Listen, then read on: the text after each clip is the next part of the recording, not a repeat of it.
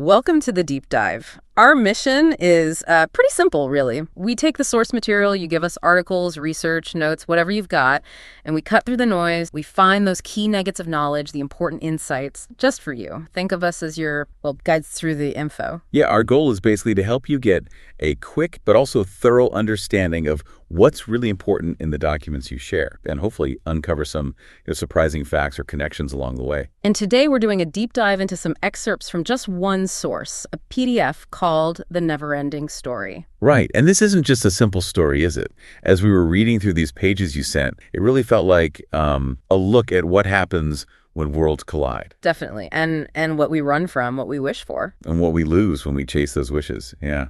It touches on some big themes. Exact. So we're going to follow this boy, Bastian, who finds a magical book and, the whole fantastical world inside it. We'll pull out the key characters, the places, and some of the, honestly, really thought-provoking ideas in these specific pages. So yeah, get comfortable. Let's see what this adventure shows us. Okay, let's dive in. We start somewhere pretty familiar, actually a school attic. But our main character, Bastian, he's running. The source kicks off with him hiding out in a bookshop. Right, this old dusty bookshop run by this wonderfully grumpy man, Carl Conrad Coriander. And the text even points out the 3 C's. Yeah. It gives you a little flavor of the characters right away. Mm-hmm. But the real catalyst, the thing that starts it all, is what Bastian finds there, the book. The NeverEnding Story. Yeah. And the second he sees it, it's like, bam. Yeah. The source says it's what he's always longed for, calls it the Book of Books, a story that, never ends. He feels like he absolutely must have it at any price. Problem is, of course, he's got basically no money, and Mr. Coriander, he's not selling it anyway. So in this moment of just intense desire, he steals it. He does. He grabs it and runs, absolutely terrified. His father will find out. But here's the interesting bit, the twist. Where does he run? Right. He's trying to escape, but his feet take him right back towards his school. The very place the source tells us he hates. His daily defeats, feeling clumsy, scared of teachers, scared of the other kids. He calls it a prison term. So he's running from stealing the book, but he ends up running towards the place that represents everything he wants to escape from already. Yeah, it immediately sets up his situation, doesn't it? Fear, loneliness, feeling defeated right from the start. Okay, so from Bastian hiding in his school attic, the story just completely shifts gears. Suddenly we're at a fire, but in this strange, fantastical place. Fantastica, yeah. And there's this bizarre gathering of creatures, a rock chewer. Who eats mountains called Cheesy Wheezies, apparently. Right. And a will-o'-the-wisp, a night hob with these weird moon eyes, and a tiny, very different being. And they're all messengers, heading to see the childlike empress. Why? Because there's this huge problem, something called the nothing. Mm-hmm. And the way the will-o'-the-wisp describes it is pretty chilling. It's spreading. Parts of Fantastica are just disappearing. It starts small, but it grows. When something falls in, it's just gone. Goof, but it doesn't hurt. No, which is almost creepier. Mm. And it has this irresistible attraction. Some things just fall in on purpose. Wow. And the night hob confirms, it's happening everywhere. So boom.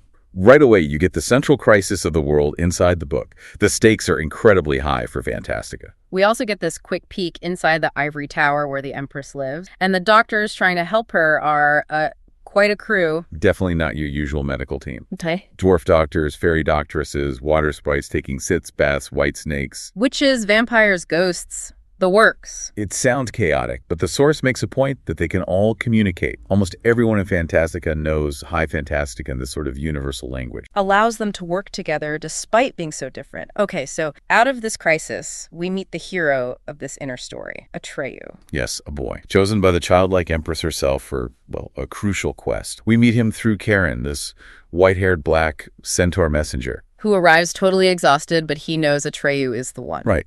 And so Atreyu, with his horse, Artax, this fast, spotted horse, he sets off on what Karen calls the Great Quest. But just as he starts, the story cuts away again, shows us something else forming, a shadow. Mm-hmm. It condenses into this large, black, four-legged creature with green fire for eyes, sniffing the air. This is Dromore, the werewolf, though we don't know that name yet. He's hunting something. Meanwhile, back with Bastian. He's totally lost in the book now. Yeah, rationing his food, just an apple and a sandwich. And the text notes he feels so alone, like this could literally be his last meal. It really shows how deep he's gone into the story already, right? Feeling its weight. Absolutely. So Atreyu is traveling, and he starts having these weird dreams, recurring dreams. About a purple buffalo. Yeah, one he couldn't bring himself to hunt, and in the dream, the buffalo talk. Says because Atreyu spared it, it can help him now. Tells him to find Morla, the aged one. In the swamps of sadness, which sounds delightful. Exactly. So Atreyu and Artax head north. And the swamps are described just as you'd expect, misty, weird trees like crab legs, roots hanging down. Artax is terrified, naturally. Completely whinnying in horror. But Atreyu makes them go on. They need to find Tortoiseshell Mountain. And they find Morla, who is, well, she's a giant tortoise, an ancient one. Ancient doesn't quite cover it. And What? she speaks like she's two beings. We do. But she's just sunk in this profound sadness, total apathy. Believes nothing matters, just wants to be left alone. Right. So Atreyu needs to know about the Empress's illness, the cure. Morla knows, but she's like, why bother? It's all the same. So Atreyu has to get clever. He basically uses her own apathy against her. Exactly. If nothing matters, well, then it doesn't matter if you tell me, right? Might as well. Kid. Okay, so he gets the info, presumably. What's next? More cheerful place. Not quite. He faces the deep chasm, an impassable gulf. He has to creep along the edge. And he's scared of something called Yggdrasil, the horror of horrors. Doesn't know what it looks like yet. And while he's doing this, creeping along the edge, he finds something incredible. A huge spider web. And trapped in it. A great white luck dragon, Falkor. Ah, Falkor. And the source makes a point, right? He's not like those other nasty dragons. No, totally different. Luck dragons are creatures of air, warmth, pure joy, it says, not fire-breathing monsters. But Falkor is trapped and hurt. Badly hurt, bleeding, and the attacker, it's Yggdrasil, who turns out to be this horrifying shapeshifter. A giant spider, a clawed hand, a giant scorpion. Terrifying. Definitely. So Atreyu gets injured, too, in the encounter somehow. And he ends up being taken care of by these two gnomes. Urgal, the healer. Who has this very practical approach. For it to get better, first it has to hurt. Okay, fair enough. And the other one? Engiwa. He's the scholar, completely obsessed with studying the Southern Oracle from his telescope. Kind of dismisses Urgal's hands-on stuff. He offers to tell Atreyu about the Oracle, Uyulala, but only if Atreyu asks questions. Yeah, he doesn't want to just give a lecture. He wants a dialogue. So he explains the past of the Oracle involves passing 3 magic gates, one after the other. The Great Riddle Gate with Sphinx. The Magic Mirror Gate. And the No Key Gate. Right. Ewok's only ever seen the first one himself, through his telescope. Okay, and this Magic Mirror Gate, this is where Bastian's back. Yes. In a really powerful moment, Bastian, reading the description of the Magic Mirror Gate in the book, looks into it, metaphorically speaking. And sees himself, his own reflection, a fat, timid boy reading a book in an attic. It's that direct connection between the reader and the story becoming explicit. Really striking. So Engiwook wants Atreyu to promise to tell him everything he learns from the Oracle. But Edru refuses. Yeah. Says, it's not his secret to share if he hadn't even gotten there himself yet. Shows his integrity. Engiwook is furious, though. Thinks his life's work is being dismissed. Yeah, he storms off. But Oattree goes on anyway. He passes the Riddle Gate, passes the Magic Mirror Gate. And the source notes he's not afraid of his reflection anymore. Right. Suggests maybe facing that fear, or maybe just the quest itself, is changing him. He shed some fear. He keeps going, and then he learns something from the Wind Giants. Yeah, something deeply unsettling. Fantastica has no borders. No borders. That really stuck with me, too. What does that even mean for getting help, or? Well, think about it. If there's no outside, who do you call? And if the world itself has no edges, how do you stop something like that? Nothing. It just keeps spreading. There's no wall to hold it back. Feels kind of hopeless. Exactly. That lack of boundaries makes the threat seem absolutely total, inevitable. And Atreyu eventually sees the nothing up close, right? He does, in a muddy field. It's advancing slowly, but the source says it has this irresistible power. And the creatures nearby, these things called spooks, they're just twitching with fascinated horror. Like they're drawn to it even as they fear it. Creepful. Very. He pushes on and reaches this deserted city. It's totally wrecked. Broken stuff everywhere, but no people. And he's starving, so he eats some disgusting leftovers. Yeah, half-eaten food. Thinks it's a fitting meal for someone who's given up hope. He's really struggling. And it's here, in this hopeless place, that he finds Jimork, the werewolf, trapped. Yeah, and Jimork drops the biggest bombshell yet about the nothing. It's not just emptiness. No. It's Fantastica's own despair, its hopelessness, somehow becoming lies that get sent into the human world. Whoa, so the nothing creates lies in our world. That's what Jimork claims. He says humans who fall into the nothing become lies too, making other humans blind, unable to tell what's real anymore. And Jimork serves. Who? The powerful in the human world, those who use these lies to manipulate people, to control them. He warns Atreyu that if he falls in, he'll become just another tool. Used to make people buy things they don't need, hate people they don't know. Doubt truths that could save them. Jimork even hints that huge things, wars, empires are built on this kind of manipulation. Wow. So the threat to Fantastica is directly fueling deception and blindness in the human world. That's huge. It completely reframes the conflict. Yeah. It's not just about saving a fantasy world. It's about the connection between imagination, despair, truth, and lies across both worlds. It's heavy stuff. Okay, so after that revelation, the story talks a bit more about Fantastica itself. How its geography works, or doesn't it? Right, it's completely fluid. Places aren't fixed. You can't draw a map. Directions change. And near and far depend on the traveler's state of mind. Exactly, on their wishes, their inner state, which means the center, the ivory tower, can be anywhere, potentially reachable by anyone who truly seeks it. The geography of the heart, almost. And while Bastian is reading about all this, he has this moment. A really powerful one. He sees the childlike empress's face, just for a flash. But he knows it was real. He feels she looked right at him. And in that instant, he knows her name. Moonchild. Moonchild. Yeah. Meanwhile, Etri and Falkor, they've been rescued. They're healing somewhere. Yeah, in a cave. And the source mentions briefly, again, that fountain with the two snakes biting their tails, the Ouroboros symbol, Auryn. It feels important, but its full meaning isn't clear yet. Okay. And the Empress herself, she goes on a journey, a forbidden one. Yes, to the absolute edge of Fantastica, the northernmost waste, to find the Old Man of Wandering Mountain. He's the chronicler, records everything. Everything that happens in Fantastica. Their meeting is forbidden, the source says, because life should not see itself in dead eternity, like looking at your own unchangeable past and future all at once. And the old man starts writing down everything, including Bastian reading the book. Exactly. He's writing the story as it happens, including the reader, Bastian, seeing the Empress's face just moments before. The story is literally catching up to itself, writing itself. And this leads to the climax, right? As the old man is writing, Bastian, reading about the Empress being sick and needing help, he cries out, "Moonchild, I'm coming." And at that exact second,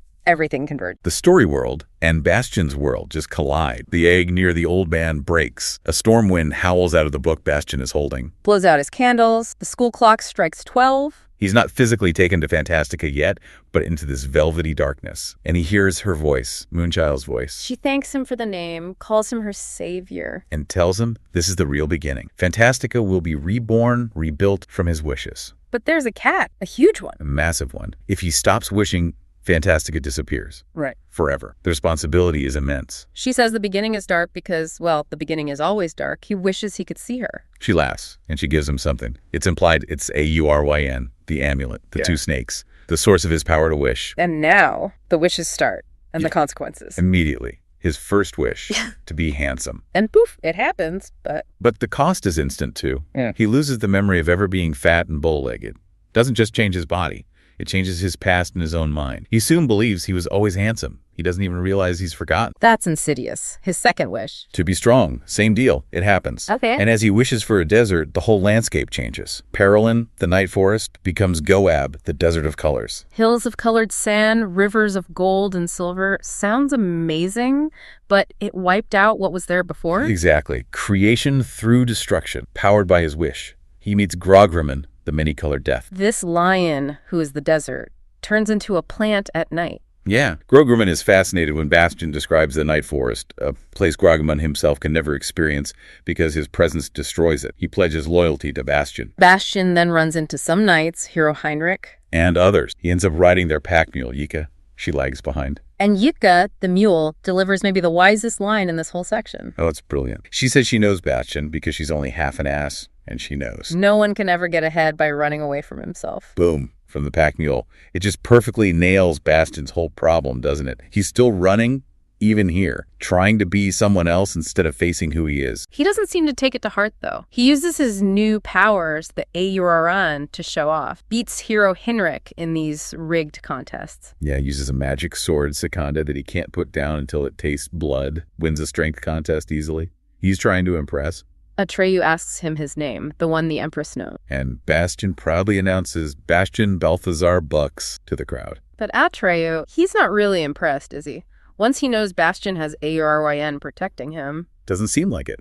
It's like the achievements are less meaningful because they come from the amulet, not from Bastian himself. And this bothers Bastian. The source says he starts craving Atreyu's wholehearted admiration, wants to do things only he could do with the amulet. It feels like a dangerous turn, right? Seeking validation through power, wanting to be special and admired for what the amulet gives him, not for who he is. Yeah. Then Atreyu tells the story about Emergenth, a city saved by weepers whose tears formed a lake. And the condition for living there is storytelling. Interesting parallel. But Bastian then does something reckless. He just invents a dragon for Heinrich to fight, makes up details, weaknesses. And instantly, A real dragon matching his description appeared. The power of his words, his wishes, is terrifyingly literal. He does question it later, the source says, but the damage of forgetting. Big time. Atreyu asks him about his old life, Krista, the girl he told stories to, the kids at school who made fun of him. And Bastian has no idea what he's talking about, denies it all. He's lost those memories completely. He even encounters these weird spherical robots who try to name him based on his deed, but they get his name wrong. He's losing a sense of identity. It culminates in Atreyu and Falkor confronting him, right? Yeah. They tell him, look, Fantastica still needs saving, humans need to come back, and you need to go home to make that happen. Falkor points out the obvious. They haven't found the way back because Bastian doesn't want to go back. And when Atreyu asks him, what is there for you back home? What pulls you back?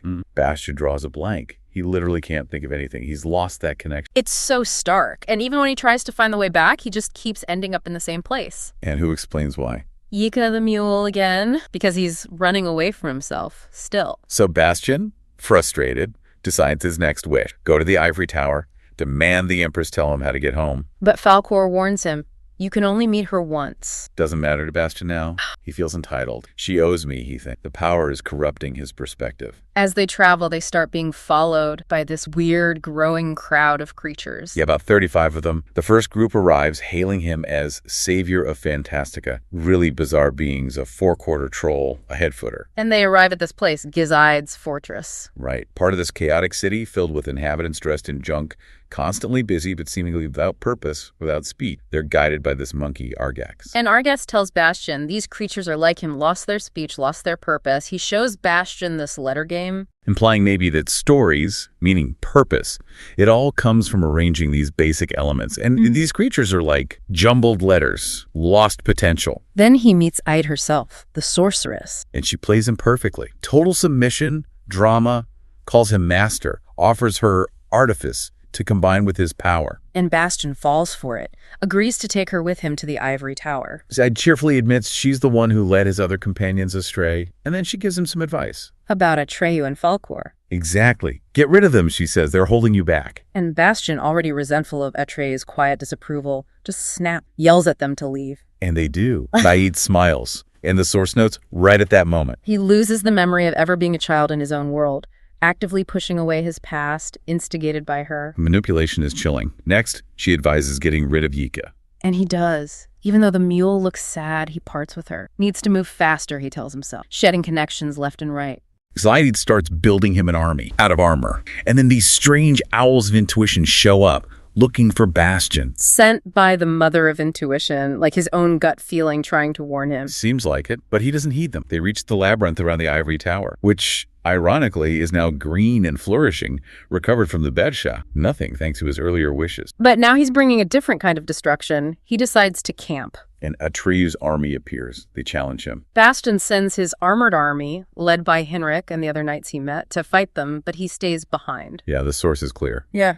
His heart was not in the battle. He's detached, almost numb. The battle is brutal, turns the beautiful labyrinth into a trampled, blood-soaked battle. Atreyu's forces reach the tower. Zaid sends in her giants. But then something breaks through Bastian's haze. He cries out, "Moonchild, I'm coming!" Not in power, maybe in desperation. And he just flees, alone, on horseback, abandons the whole mess. His departure breaks Aide's control over her army. She flies into a rage and gets trampled by her own giants. Poetic justice, maybe. And the knights, their campaign just fizzles out. They vow to search for Bastian, but their quests become futile stories, lost purpose again. So now Bastian is utterly alone on this long, lonely journey. Doesn't want Zaid, doesn't want that path anymore. He wants to go home, but he has no idea how. Doesn't know where to look, how to wish properly, or even what he truly wants anymore. He's completely lost. His journey takes him eventually to the Sea of Myth, this bizarre port with wicker ships hanging over an abyss of mist. And from there, he finds the House of Change. A place that's constantly rebuilding itself. And inside, he meets Damiola, an old woman covered in blossoms. She gives him fruit. And it starts to heal him, right? Physically, emotionally. Yeah, makes him feel better, happier. It's the start of a different kind of change. And Damiola, she tells him his own story back to him. The whole thing, how he got there, named the Empress, got wishes to find his true will, his real desire. And how each wish cost him memory. How he stopped minding losing memories because he stopped wanting to go back. How he'd almost lost himself completely, almost ceased being human, because without memories he couldn't form a true wish. She tells him he came to the House of Change because that's where you go to find out what you really and truly wanted. Forces the change you need even if you didn't want it. She nails his resistance. Mhm. He wanted to be someone else, but didn't want to actually change. Hearing it all laid out like that, it breaks him. He cries, remembering his old loneliness, the thing he ran from in the first place. Damiola comforts him, tells him he'll know his last wish when it's truly awakened within him. And a real change starts. Slow, gentle. He needs the fruitless, needs her careless. A different longing grows. He's starting to remember, to reconnect. He moves on, finds Yours Mine, a blind miner digging up pictures. Forgotten images from the depth. Bastian eats Yours soup, salty like sweat and tears, and looks at these pictures, understanding their value now, hoping to find meaning. But then he's confronted by the auras. The consequences of his actions. Literally, creatures made or twisted by his wishes. They cling to him, begging for purpose. "You made us what we are," they cry. They won't let it go unless he fixes them. And he can't. He tells them he's at the end of his rope. He needs to go back. They represent the unresolved mess he created. He collapses, totally exhausted. And who finds him? Atrio and Falcor. They followed him, despite everything. Loyalty. Incredible loyalty. They lead him to the living monastery. A building made of golden light, built from unfulfilled wishes. Exactly. Wishes that lost their way, lacked direction or memory. Inside are the two great snakes, Auryn, huge and ancient. This is where aimless wishing ends up. A monument to lost potential, like you said. And then, the shift. Suddenly, He's back in Mr. Coriander's bookshop, in his own body again. Fat, bull-legged. Yeah. And he hears his dad calling him. he runs home, scrambles down the bookshelves. They just seem like scaffolding now, after Fantastica. Gets a splinter. But it's a trifle to him now. Perspective, right? He gets home. His dad is distraught, searched everywhere, called the police, half crazy with worry. And this is their real reunion. Bastian tells his dad everything. The whole incredible story, all the details. Then his father listens, really listens, like never before, and he understands. He believes him, or at least understands the depth of the experience. He calls the school, the police, tells them Bastian's home. But Bastian knows there's one more thing. He has to go back to Mr. Coriander, confess about stealing the book, admit he lost it. His dad offers to go for him, which is huge, but Bastian says no. It's my responsibility. He has to do it himself, right away. And his father sees it, sees the change. He's surprised, respectful. Bastian has truly come back different. So wrapping this all up, what a journey. We followed Bastian running from his life, getting lost in this incredible fantasy world. Where wishes gave him immense power, but wow, the cost. Losing his memories, losing his identity, nearly getting trapped forever. And we saw Fantastica itself threatened by the nothing, which turned out to be more than just decay. It's despair becoming lies, infecting our world. Yeah, and characters like Zaid, even Bastian for a while, showed how that power, that ability to shape reality or belief, can be misused so destructively. It really hammered home the danger of just wishing without thinking, without being rooted in who you are, what you actually truly want. It creates these lost things, these auras, these aimless creatures, ends up in that monastery of lost wishes. But there was hope, too, wasn't there? Fantastica starting to heal, the labyrinth coming back to life. Damiola's House of Change are finding forgotten pictures. Atrio and Falcor's incredible loyalty, that was huge. And crucially, Bastian didn't get back with another magic wish. He got back by facing his past, remembering himself, taking responsibility, finding what he really and truly wanted wasn't some grand fantasy, but connection. Connection to his dad, to his own world. Acceptance, maybe? Acceptance of himself, flaws and all. Which leads to maybe the big question this whole journey raises for you, listening to this. What are those core memories, those experiences that really make you, well, you? And are there things you're wishing for, maybe running towards, or even running from, that might be subtly costing you pieces of that, pieces of your own story, your own identity, something to chew on?